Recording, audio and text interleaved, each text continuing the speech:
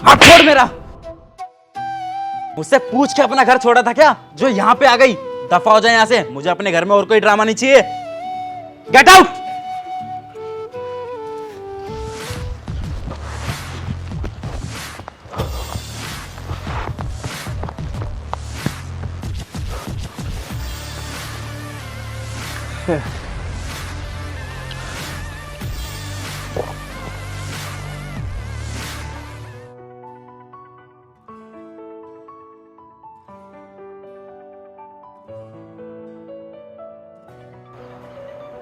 ये लड़की रो क्यों रही है? इससे जाके पूछता हूँ। एक्सक्यूज मी, आप यहाँ खड़ी रो रही हैं, कोई प्रॉब्लम है? आपको इससे क्या मतलब? आप क्यों पूछ रहे हो? मेरा कोई गलत इरादा नहीं है। ये काफ़ी सुनसान एरिया है और यहाँ पर आप एक लड़की होकर अकेले रो रही है, तो मुझे लगा शायद आपसे मुझे पूछना चाहिए, शायद मैं आपकी कुछ हेल्प कर सकूँ। मैं क्या बताऊँ आपको? जिस लड़के से मैं प्यार करती हूँ ना, मेरे घर वालों ने उसे एक्सेप्ट नहीं किया और कल मेरी शादी है। मैंने अपना घर छोड़ दिया, सब छोड़ दिया उस लड़के के लिए। और जब मैं उस लड़के के पास गई, धर्मेंद्र, तुम मेरे साथ ऐसा कैसे कर सकते हो? क्यों नहीं कर सकता? कर सकता हूँ मैं। और तू होती कौन है मेरे को समझाने वाली? देखो, तुम्हें पता है ना कल मेरी शादी है और मैंने तुम्हारे भरोसे अपना घर छोड़ दिया, सब छोड़ दिया। अगर तुम ही मेरे साथ ऐसा करोगे तो मैं कहाँ जाऊंगी? अरे तो क्या मुझसे पूछ के अपना घर छोड़ा था क्या जो यहाँ पे आ गई? देखो धर्मेंद्र, प्लीज मुझे छोड़ के मत जाओ, प्लीज। देखो रिंकी, मेरा हाथ छोड़ो। नहीं, मैं तुम्हारा हाथ नहीं छोड़ूंगी। मेरा क्या होगा? तुम थोड़ा सा तो सोचो मेरे बारे में। हाथ छोड़ मेरा। मुझसे पूछ के अपना घर छोड़ा था क्या जो यहाँ पे आ गई? दफा हो जाए यहाँ से, मुझे अपने घर में और कोई ड्रामा नहीं चाहिए। Get out.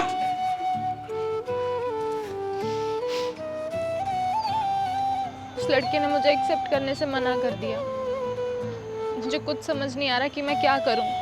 मैं तो अपने घर वालों के पास भी वापस नहीं जा सकती। किस मुंह से जाऊंगी? और चली भी गई तो शायद वो मुझे एक्सेप्ट नहीं करेंगे। अब मुझे ऐसा लग रहा है कि सुसाइड ही कर लेती हूँ। कोई टेंशन ही नहीं रहेगी उसके बाद। प्लीज़ आप सुसाइड की बात मत करिए, वो बहुत ही गलत ऑप्शन होगा। मैं मानता हूँ आपके साथ बहुत गलत हुआ है, आपको उस लड़के ने एक्सेप्ट नहीं किया और ये बात से मैं एग्री हूँ कि शायद आपकी फैमिली अब आपको एक्सेप्ट ना करे क्योंकि आपने शादी से एक दिन पहले घर छोड़ा है। पर शायद मैं आपकी थोड़ी सी हेल्प कर सकता हूँ। आप चाहें तो आप थोड़े दिन के लिए मेरे घर चल सकती हैं, मैं आपकी फैमिली से बात करने की कोशिश करूँगा। लेकिन मैं आपके साथ नहीं जा सकती। मैं आपको जानती भी नहीं हूँ, आप कौन हो, क्या करते हो। ये बात आपकी सही है कि आप मुझे नहीं जानती हैं। मेरा नाम विनय है, हम दोस्त तो बन सकते हैं ना। आप एज ए फ्रेंड मुझ पर ट्रस्ट कर सकती हैं। लेकिन आप मेरी हेल्प क्यों कर रहे हो? अगर आपकी जगह यहाँ पर कोई और होता तो शायद मैं उसकी भी हेल्प करता, क्योंकि मेरा मानना है कि अगर आज मैं किसी की हेल्प करूँगा तो कल जब मैं मुसीबत में हूँगा तो कोई ना कोई मेरी हेल्प भी ज़रूर कर देगा।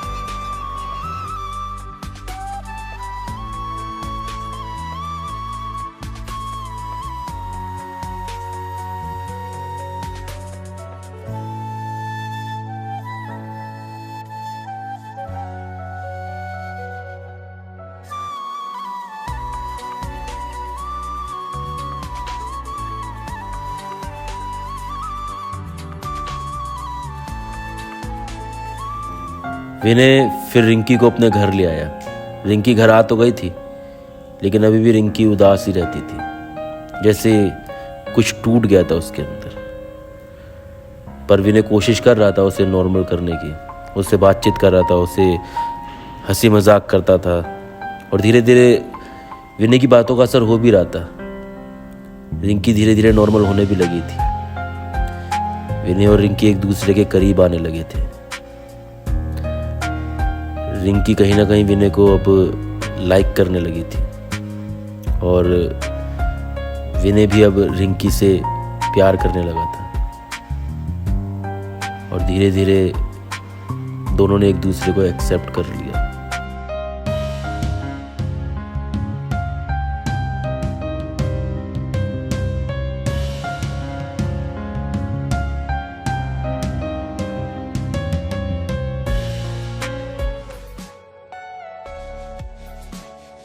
बेबी बस तुम 2 मिनट यहाँ पर रुको, मैं शॉप से होकर आता हूँ। ठीक है।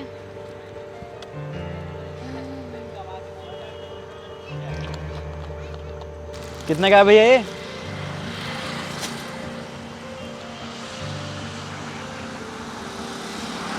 रिंकी, ये तो रिंकी है। आखिरकार मिल ही गई। रिंकी, रिंकी तू कहाँ थी? तुझे पता है मैंने तेरे को कहाँ कहाँ नहीं ढूंढा। मैंने तेरे को कितने कॉल्स किए, तेरा नंबर भी स्विच ऑफ आ रहा था। तेरे घर पे भी गया, तेरे घर पे भी कुछ नहीं पता। रिंकी कहाँ थी तू? कहाँ चली गई थी मुझे छोड़ के? मानता हूँ उस वक्त मेरी गलती थी। देख मैं तुझे अपनाना चाहता हूँ, अब मैं वो गलती दोबारा नहीं करूँगा तुझे छोड़ने वाली। प्लीज़ रिंकी। बेबी चले। रिंकी, ये कौन है? ये विनय है, मेरा फियांसे, और बहुत ही जल्दी हम दोनों शादी भी करने वाले हैं। रिंकी ये कौन है? विनय ये वही लड़का है जिसने मुझे उस दिन एंड टाइम पे ठुकरा दिया था। ओह, तो ये वही लड़का है जिसने तुम्हें अपने प्यार में इतना मजबूर कर दिया कि तुम अपना घर छोड़ दो, और लास्ट टाइम पे जब तुम सब कुछ छोड़ कर आने लगी तो इसने तुम्हें अपनाने तक से मना कर दिया। तुम जैसे लड़के ना समाज के लिए धब्बा हो, जो लड़कियों को मजबूर करते हैं अपने प्यार में और उसके बाद उनको अकेला छोड़ देते हैं। मुझे याद है रिंकी, तुमने बताया था इसने तुम्हें थप्पड़ भी मारा था, है ना?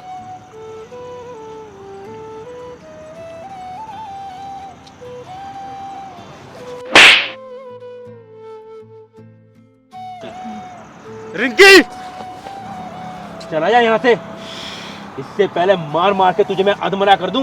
दोबारा मेरी होने वाली बीवी को अगर तूने परेशान करने की कोशिश की तो मेरे से बुरा कोई नहीं होगा, समझा? चल।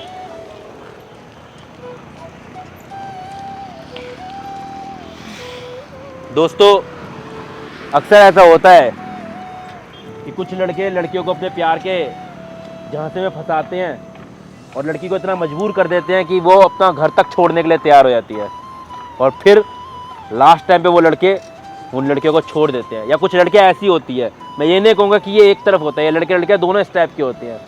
ऐसे लोगों की वजह से खाली एक इंसान की ज़िंदगी बर्बाद नहीं होती है, दूसरे इंसान के पूरे परिवार की ज़िंदगी बर्बाद होती है। तो प्लीज़ ऐसा ना करें, और वीडियो अच्छी लगी तो इसे शेयर करें, कमेंट्स करें, और मिलते हैं जल्दी नेक्स्ट वीडियो में।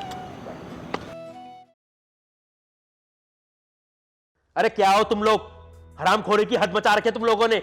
अगर तुम जैसे 4 एम्प्लॉय और पाल लूं ना तो तुम लोग तो मेरी कंपनी बंद करवा दोगे, समझ रहे हो? सॉरी सर, आज का टाइम दे दो, मैं आपका सारा काम कंप्लीट कर दूंगा। क्या आज का टाइम दे दो? पता है ना पिछले हफ्ते का टारगेट था, इस हफ्ते तक कंप्लीट करना था, लेकिन तुम जैसे हरामखोरों से काम कंप्लीट नहीं हो रहा है। आज का कोई टाइम नहीं दे रहा हूं, हाफ डे में मैं आऊंगा ऑफिस, ठीक है? हाफ डे से पहले अगर काम कंप्लीट नहीं हुआ तो लात मार के निकालूंगा तुम्हारे ऑफिस से बाहर। दुखी कर दिया सालों ने। अब ये कौन आ गया?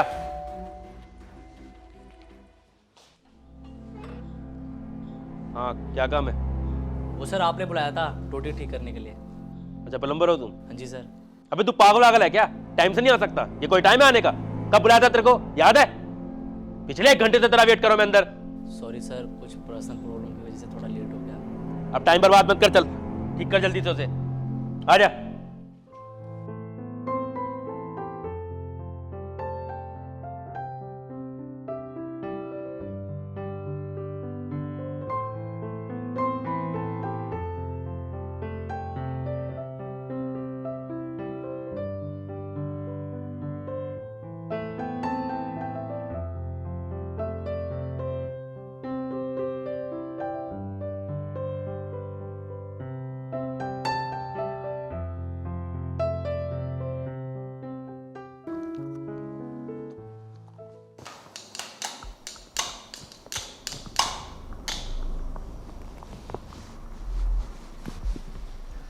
डॉक्टर साहब की कॉल।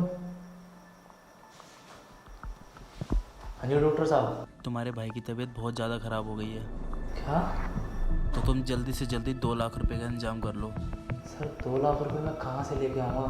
देखो, अगर पैसों का जुगाड़ नहीं हुआ तो तुम्हारे भाई का ऑपरेशन नहीं होगा। सर मुझे कुछ दिनों की मोहलत और दो सर, प्लीज़। देखो, केस बहुत ज़्यादा क्रिटिकल हो चुका है, तुम्हें जल्दी से जल्दी पैसों का इंतजाम करना ही पड़ेगा। ठीक है, मैं कुछ करता हूँ।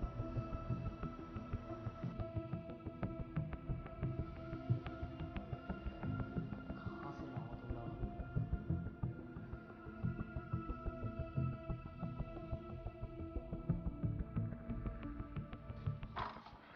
अरे सर, आप मेरे पे ट्रस्ट कीजिए, आपका काम आज या कल में हो जाएगा। मेरे एम्प्लॉयज़ आपका ही काम कर रहे हैं। अरे मैंने उनको बोल रखा है, अच्छे से समझा रखा है, आप टेंशन मत लीजिए।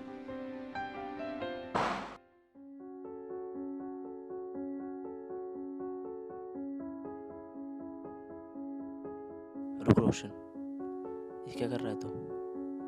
चोरी? नहीं मेरे भाई, ये बहुत गलत है। लाइफ में कितनी प्रॉब्लम हो, चोरी जैसा घिनौना काम नहीं करना चाहिए।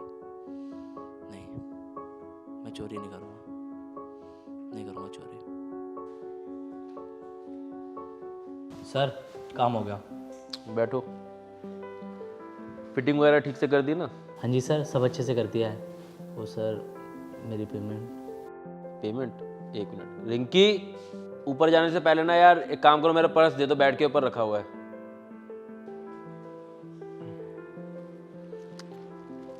अच्छा, कितने रुपए हो गए तुम्हारे? सर 1500 रुपये। 1500 रुपये। अच्छा, तुम्हारे भाई की तबीयत कैसी है अब? सर, आपको कैसे पता कि मेरे भाई की तबीयत खराब है? मैंने तुम्हारी बातें सुन ली थी। कितने पैसों की ज़रूरत है तुम्हें? सर, रकम तो बहुत बड़ी है, और आप क्यों ही इतने पैसों की हेल्प करोगे मुझे? देख मेरे भाई, मदद मैं तेरी सिर्फ इसलिए करना चाहता हूँ, इंसानियत के नाते, और इंसानियत से बड़ी कोई चीज़ नहीं होती। बता तो सही, कितने रुपए की ज़रूरत है तुझे? 2 लाख रुपए। सर, उसके इलाज के लिए 2 लाख रुपए की ज़रूरत पड़ेगी। और रही बात इंसानियत की, वो मुझ में नहीं है। जब आप रूम में आए थे और आपने अपना पर्स नीचे रखा था, तो मेरी नीयत ख़राब हो गई थी। मैंने उस पैसे को चोरी करने की कोशिश की। अरे तू गिल्टी फील मत कर, मैंने देख लिया था तुझे।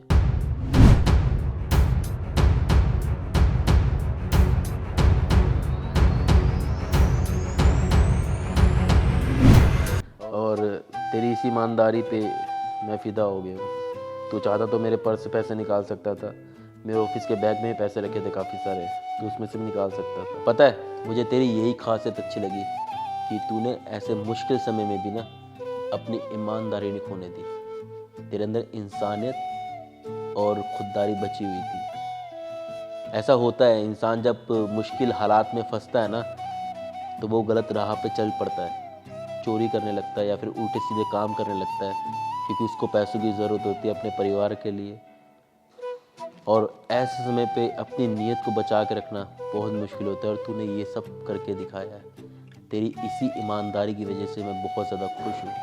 देख, 2 लाख रुपए तो बहुत ज़्यादा बड़ी रकम है, मैं नहीं कर पाऊँगा, लेकिन हाँ 50,000 रुपये मैं तुझे दे दूँगा। बाकी अभी ऑफिस जाऊँगा तो ऑफिस में लोगों से बात करके कुछ और ज़्यादा मदद करने की कोशिश करूँगा। अभी एक काम कर, तू ये 2,000 रुपये रख, बाकी मैं शाम को तेरे को 50,000 रुपये देता हूँ। Sir, thank you so much sir, आप सच में बहुत अच्छे इंसान हो। अरे कुछ नहीं होता यार। देख, पैसा इंसानियत से बड़ी चीज़ नहीं है, और वो पैसा किस काम का जो किसी इंसान के काम ना आए। और अगर किसी इंसान की ज़िंदगी बच जाए तो उस पैसे से अच्छा यूज़ तो कुछ हो ही नहीं सकता। थैंक यू सर, आपने मेरी बहुत हेल्प की। अरे इट्स ओके। तो दोस्तों, इस वीडियो के अंदर मैंने ये बताने की कोशिश की है कि कभी भी अपनी ईमानदारी को खोने मत देना। ऐसा बहुत बार होता है कि हम मुसीबतें फंस जाते हैं या हमारे परिवार वाले, और जब पैसों का अरेंजमेंट नहीं हो पा रहा होता है तो हमारी नीयत भी ख़राब होने लगती है। जैसे कि रोशन की इस वीडियो के अंदर हुई थी, लेकिन इसने अपनी ईमानदारी को बचा के रखा। और ईमानदारी हमेशा अगर आपके साथ रहेगी ना, तो ऊपर वाले 10 रास्ते खोलेगा तुम्हारी मदद करने के लिए। इसलिए ईमानदारी को हमेशा बचा के रखना, और अगर किसी की मदद कर सकते हो तो ज़रूर करना। ये तो इंसानियत के लिए बहुत ज़रूरी है। बाकी मिलते हैं जल्दी अगली वीडियो के साथ में। शेयर करना मत भूलना, क्योंकि आपकी शेयरिंग पे बहुत सारी चीज़ें डिपेंड करती है। Bye bye, love you.